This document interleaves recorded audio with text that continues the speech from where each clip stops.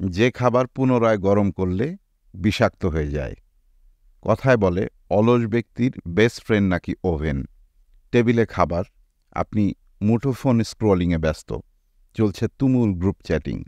2 ঘন্টা পর চায়ের কাপে চোখ পড়ল, মনে পড়ল চায়ে তো আর চুমুক দেওয়া হয়নি।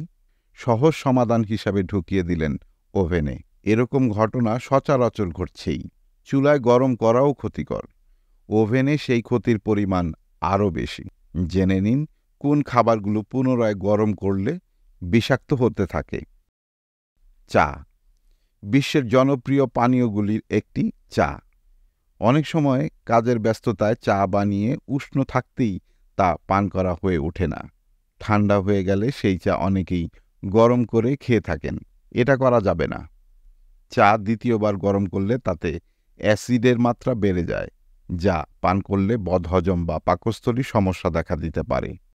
আলু, আলু আমাদের সবচেয়ে আপন সবজি। সব কিছুর সঙ্গেই তার ভাব।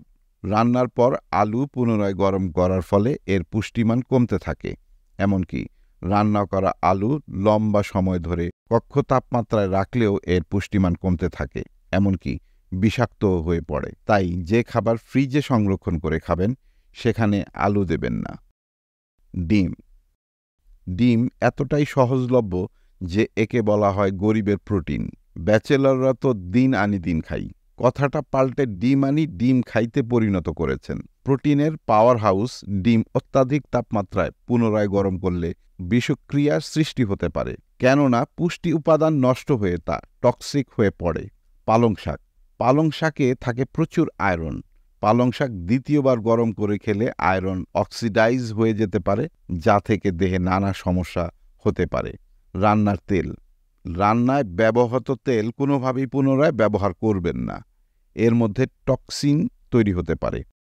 মাশরুম, মাশরুম খেতে যেমন সুস্বাদু তেমনি প্রোটিনে ভরপুর। দ্বিতীয়বার গরম করলে মাশরুমের প্রোটিনের কম্পোজিশন ভেঙে যেতে পারে। ভাত, ভাত দ্বিতীয়বার গরম করলে এতে ব্যাকটেরিয়া জন্মাতে পারে, এই ব্যাকটেরিয়ার প্রভাবে ডায়রিয়া হতে পারে। প্রিয় দর্শক, ভিডিওটি ভালো লেগে থাকলে আমাদের চ্যানেলটি সাবস্ক্রাইব করুন এবং আমাদের ফেসবুক পেজ ফলো করুন।